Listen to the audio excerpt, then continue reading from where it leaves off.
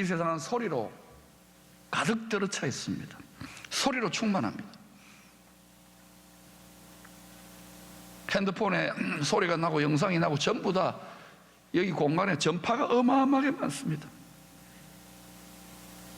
라디오, TV, 공중파, 지상파, 그뿐입니까?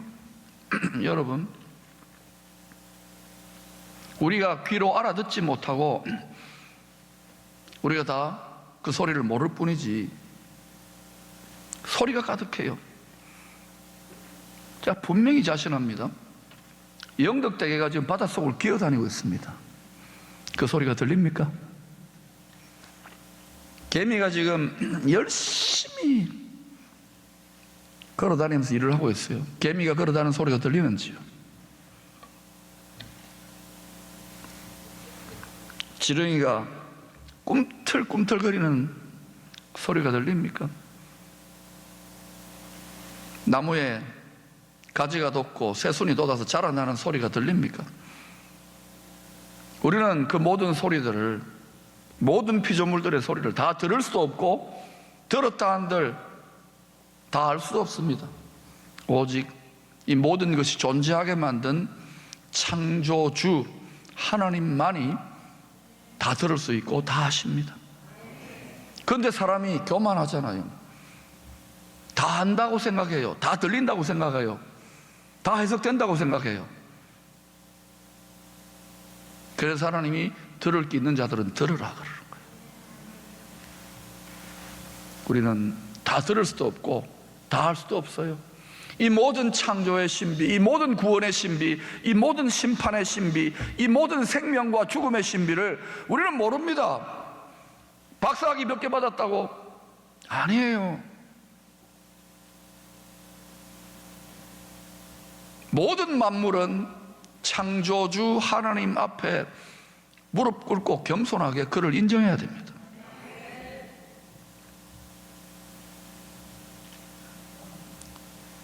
고린도전서 14장 12절은 이렇게 말씀합니다.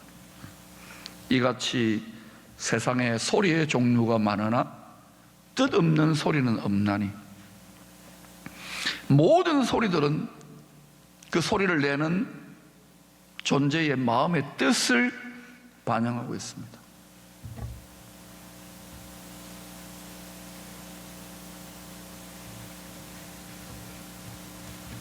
소리를 내기 때문에.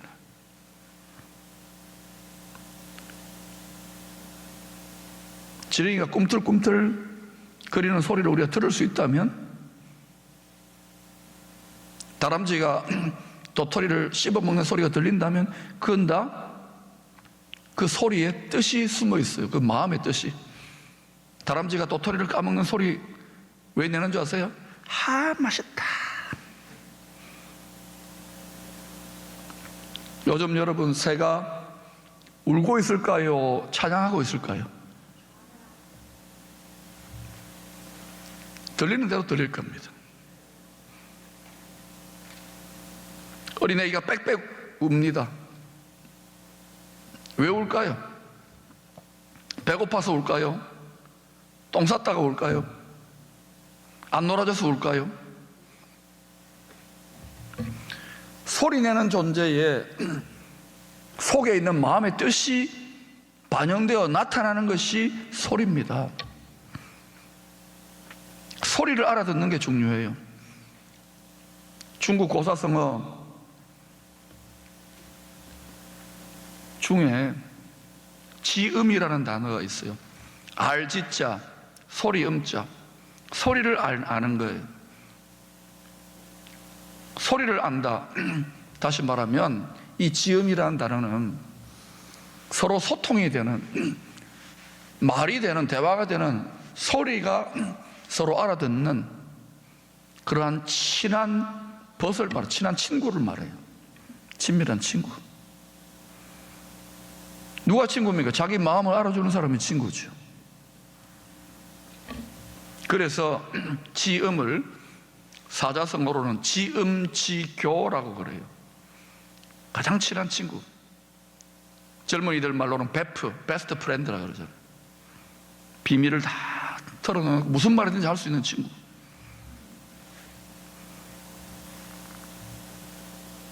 그 중국 고전 열자에 나오는 지엄의 이야기, 얽힌 이야기 이렇습니다. 백아라고 하는 검은고의 최고의 연주자가 있어요. 이 백아가 검은고를 드르륵 연주를 하면은 자기의 친한 종자기가 그 친구의 검은고 소리만 듣고, 아하, 어제 부부싸움 했구나. 아하, 지금 마음이 슬픈 일이 있구나. 아하, 지금 기쁘구나. 아, 지금 배가 고프구나. 이런 걸 다 알아듣는 거예요. 그러니까 이 친구가 있으면 어때요? 백아는 자기 친구 종자기를 위해서 드르릉 검은고를 연주하면 친구가 다 알아듣고 탁 이야기하니까 신이 나는 거예요. 이게 소리를 낼 만한 재미가 나는 거예요. 그런데 이 종자기가 병이 들어서 죽습니다. 친구가, 베프가. 그러니까 이 백아가 이 검은고의 달인이, 아이고야, 이 세상에 더 이상 내 검은고 소리, 내 마음을 알아주는 친구가 없구나. 그래가지고 검은고를 줄로 다 끊어버렸어요. 자기 스스로. 그 다시는 검은고 연주 안 했답니다. 그게 지엄지교입니다. 여러분, 우리가 이 세상에서 가장 친밀하게 소통해야 될 분이 누굽니까? 우리는 너무 잘 알고 있잖아요. 그런데 안 되잖아요. 다른 걸 탐해요. 사람 연인을 탐하고, 남자친구, 여자친구, 또는 권력을, 지식을, 자기 똑똑이를, 돈을, 쾌락을. 이게 우상숭배라는 거예요. 탐심, 빗나간 마음인 거예요. 이건 100% 망하게 되어 있습니다. 하나님이 우리 사랑이 부족해가지고 우리 사랑을 독점하려고 하는 게 아니라 우리가 영원히 잘 되기 원해서 탐심적인 우상숭배적인 종교의 특징은 이 세상에서 잘 먹고 잘 살라는 거예요. 아니에요.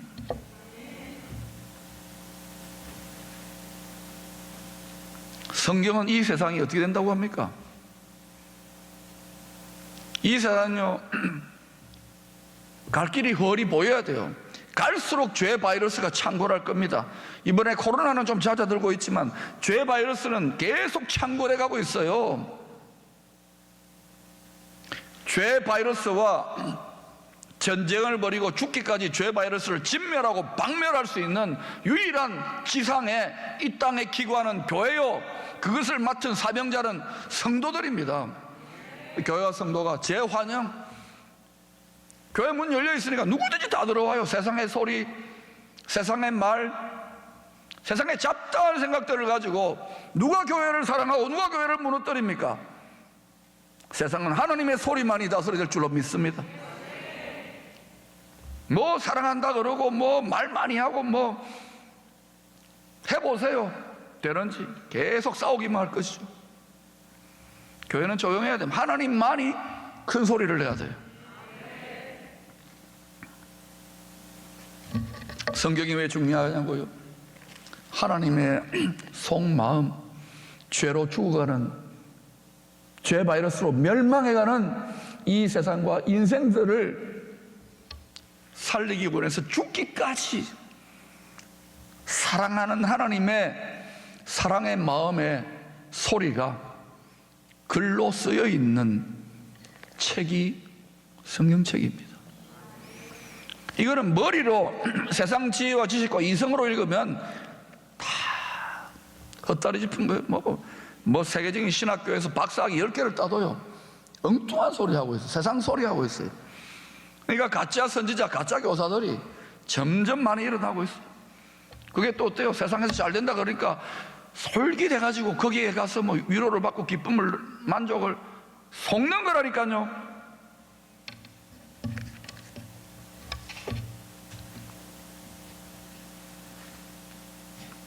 여러분, 성경이 계시하고 있는 하나님의 말소리를 여러분 알아들으려면 하나님의 심정, 하나님의 마음, 하나님을 사랑하는, 간절히 죽도록 사랑하는 마음을 읽으면 성경이 그것도 살아서 꿈틀꿈틀대기 시작합니다. 보는 것마다 완전히 눈이 열려져요. 이게 안 되면은 지식을 더하면 더할수록 사고칩니다. 하나님 가슴에 못 박습니다. 하나님이 계속해서 소리를 내고 계시는데 박자를 못 맞춰요. 교회와 성도들이. 백아가 거문고를 착 연주하면 종자기가 어때요? 아, 얼수 둥따닥 둥딱 이렇게 하면서 소리의 장단을 맞춰야 되는데, 하나님은 지금 이 말소리를, 이 말씀을 하고 있는데 못 알아듣는 거예요. 귀는 있는데 마음은 딴 데가 있으니까. 마음은 물질에 가 있고, 마음은 세상 즐거움에 가 있고, 마음은 헛된 영광에 가 있으니까 하나님 마음에서 멀어져 있는 거예요. 좀 살만해졌을지는 몰라도 꼭 이 시대가 어떤 시대와 같으냐? 솔로몬이 점점 개방해가지고 풍요하면 뭐합니까? 망하는 길로 가고 있는데 초를 치는 것 같습니까? 이 세상의 즐거움에 세상을 완전히 무시하라는 게 아니에요. 이 땅에, 이 세상에서도 여러분 만왕의 왕이신 하나님같이 왕노릇하고 이 세상의 죄악을 정복하고 다스리고 저 영원한 죄 없는 세상에서는 영원토록 주와 함께 다스려야 될 줄로 믿습니다. 그거 지금 가르치고 있는 거예요. 오래전에 정말 하나님에 대한 열심히 특심했던 바리새인 중에 바리새인이요 히브리인 중에 히브리인이었던 청년이 공문서를 받아들고 문서를 받아들었어요. 종교적인 법적 권한을 받아들고 예수주의들 다 때려 죽인다 하고 다메섹으로 갔습니다. 감옥에다 쳐넣는다고. 살기가 덤덤했습니다. 자기가 어려운 줄 알았어요. 그런데 그 청년이 세월이 많이 지난 후에 그토록 미워하고 저주하고 이를 갈았던 그 나사렛 이단의 괴수 예수 그리스도의 마음에 붙들려가지고 로마 감옥에 투옥되어 있습니다. 그 감옥 속에서 이제는 돌아와 거울 앞에 선 돌아온 탕자처럼 회개하는 심정, 그리고 깨달은 심정으로 자기가 개척한 빌립보 교회 성도들에게 영적 아비의 편지를 보낸 게 오늘 내용 빌립보서입니다. 빌립보서 2장 5절을 읽어볼까요? 오늘 요절입니다. 시작. 너희 안에 이 마음을 품으라. 곧 그리스도 예수의 마음. 그러니까 도대체 그리스도 예수의 마음이 뭐냐? 그 그리스도 예수가 어떤 속에 마음을 품고 있었길래, 마음을 알면은요 행동을 알 수 있습니다. 조금 뭐 속이는 행동을 할지 모르고 결국은 그 마음에 있는 게 행동으로 나타나요. 말로 나타나요. 예수님의 일생을 이 뒤에 이어지는 6절, 7절, 8절 세 구절이 어떻게 요약하고 있느냐? 그는 가장 높은 곳에 계시는 만물의 에브리띵, 모든 것이 되시는, You mean everything to me, 만물의 에브리띵, 모든 것이 되시는 가장 높은 곳에 계시는 만왕의 왕 성자 하나님께서 만물을 구원하기 위하여 자기를 텅 비워가지고 죽기까지 낮추어져서 nothing이 되셔. nothing. 죽기까지 완전히 nothing이 됐어요. everything이 nothing이 된 거예요. 가장 높은 분이 가장 낮아졌어요. 왜 그랬을까요? 왜 세상 사람들이 보기에는 미련해 보이는 짓을, 만약에 저와 여러분이 자식들이 그렇게 한다 그러면 미쳤냐 이렇게 할 거 아닙니까? 왜 예수님은 그렇게 했을까요? 독생자인데, 친아들인데, 누구보다도 하나님 아버지의 마음을 깊이 지교 알아차렸던 거예요. 하나님 아버지가 사정하고 그러지 않습니다. 공의로우신 하나님이 볼 때 이 세상은 점점 죄 바이러스로 창궐해가지고 망해가니까, 이전에 한번 전 세계가 망했던 적이 있잖아요. 물로써. 이제 점점 어떻게 가고 있어요? 계속 불을 쌓고 있는데 막 열받는 사람들이 많잖아요. 불씨를 뿌리고 있는 거예요. 불씨를. 핵미사일도 불이고요. 다 불입니다. 열받아. 여러분 열 많이 받죠? 열받아. 교회에서 얼마나 열받아. 열받잖아요. 국회에서도 열받고, 기업에서 열받고, 노조에서도 열받고, 학교에서 열받아. 왜 그런 일이 날까요? 하나님도 열받았고 사단도 열받았어요. 열받아의 전쟁, 열전이 벌어졌어요. 결국은 성경대로 가고 있다고요.